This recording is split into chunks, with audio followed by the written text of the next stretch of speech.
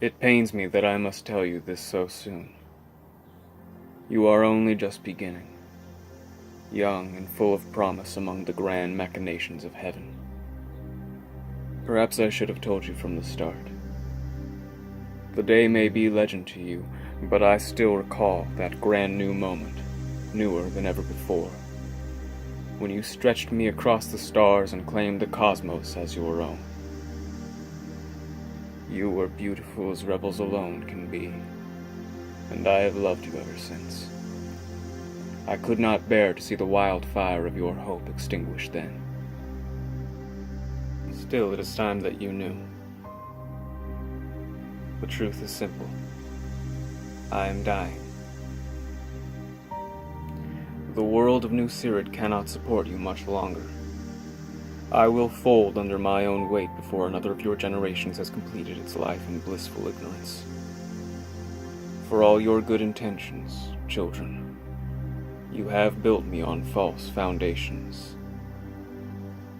I am doomed, but I intend to offer you a final means of escape. I will tell you what happened, so you remember. I will tell you what is happening, so you understand. Also, I will tell you what must be done, so you may yet have a second chance.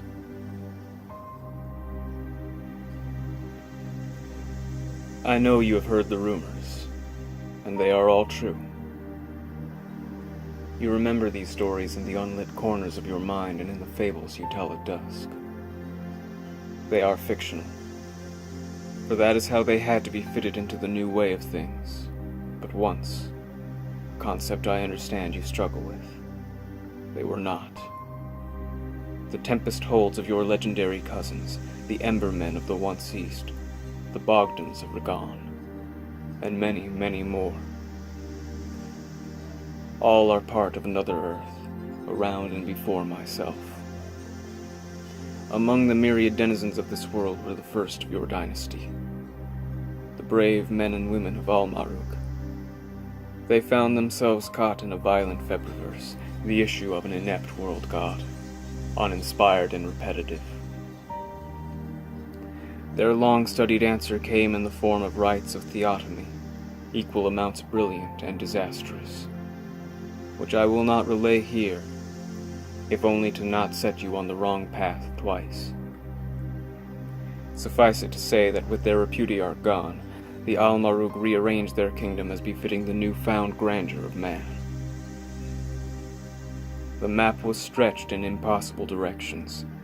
City became land, land became world, and thus was born New Cyrodiil. For a long time, I hoped to be a stepping stone for you.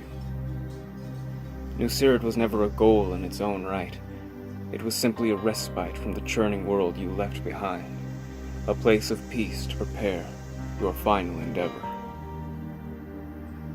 Did you forget your purpose so lightly? Do you not understand what is happening? You cannot expect to linger here forever. Your time is running out, for you have killed time. Did you not see the signs when the leaves turn the color of some hitherto unknown season? Did you not question how rivers dug ravines over a single night? How villages shifted about your atlases? Why did you wait for the blizzards to force you into action? Forgive me if I sound accusatory, but now, in this final hour, my heart goes out to those droves of fevered refugees pouring through the airlocks at the borders of the Rumer Sea. New Niben buckles under the weight of their shanty cities as they are pressed ever closer against the chronicline cupulae under which they seek shelter. The moth swarms, too, have long foreseen disaster. The wise and the honest among you understand the significance of their mass migration to the capital, circling the cupulae as if trying to enter some bright eye in the dimness of the outer world. Do not fool yourself into thinking you cannot see their flocks shift about, changing direction, color, or number on a whim, or spelling out the names of bygone gods in the corners of your vision. The most despondent of you turn to the ramshackle shrines of half-remembered saints.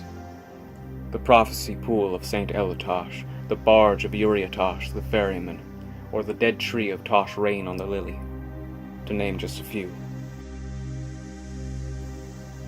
I wonder, have you lost all contact with the world outside your increasingly stale refuge? You have sent the last envoys from New Nibbin, packed with breathing apparatus and star chart, out into this alien world, into the snow. Snow, you call it, as if this degenerate substance could be likened to any you might encounter from Jeralinapel to the vapor mines of Subana there.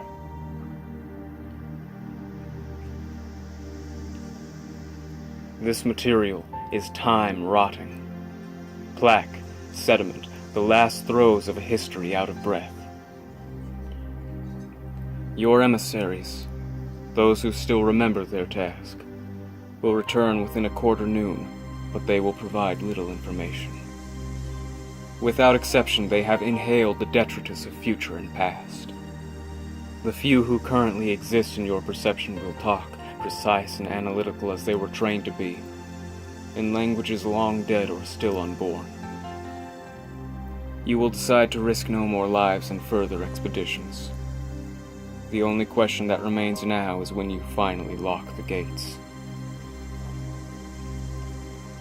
Yet there are still legions of unfortunate souls out in the disintegrating wasteland. I watch them across all the lands of New Cyrodiil, struggling to hold on to a world that each day turns a different shade of unrecognizable.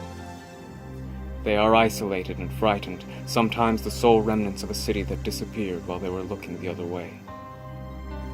Travel is impossible, as destinations have become meaningless. Where the jungle trails are crossed by a vagrant bridging event, they follow impossible loops, and the traveler with a brisk pace soon comes within sight of himself. Waterways are similarly unreliable. Look upon any river, and you will see the same flotsam enter, exit, and re-enter your view. Life here is equal amounts fevered and resigned. Citizens, if they emerge at all during the day, lock themselves in their houses at night, sealing crannies, doors, and windows lest a single flick manage to enter in their unwaking moments. All have known the terror of endless nights.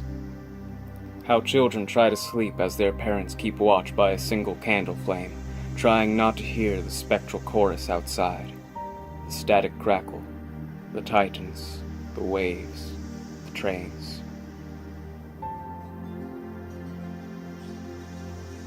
Time is running out. You will not and cannot wait until all are gathered safe within. One day soon, when the stars are hidden, your heavy-hearted empress will tear a key from her wrist chain and have copies couriered to all the carnelian gates of New Nibenion. You will suffer the blindness of the conscience-stricken, averting your eyes from the abandoned masses on yonder side of the fogged glass. For some time, you will consider yourself safe within your refuge, but you forget there is no potential left for a brighter day. There then is what remains of the proud heritage of Al-Marugesh, a legion of men under a bell jar waiting out a storm that will never pass. There then is what remains of promise, a languid ember in the dark, and then silence.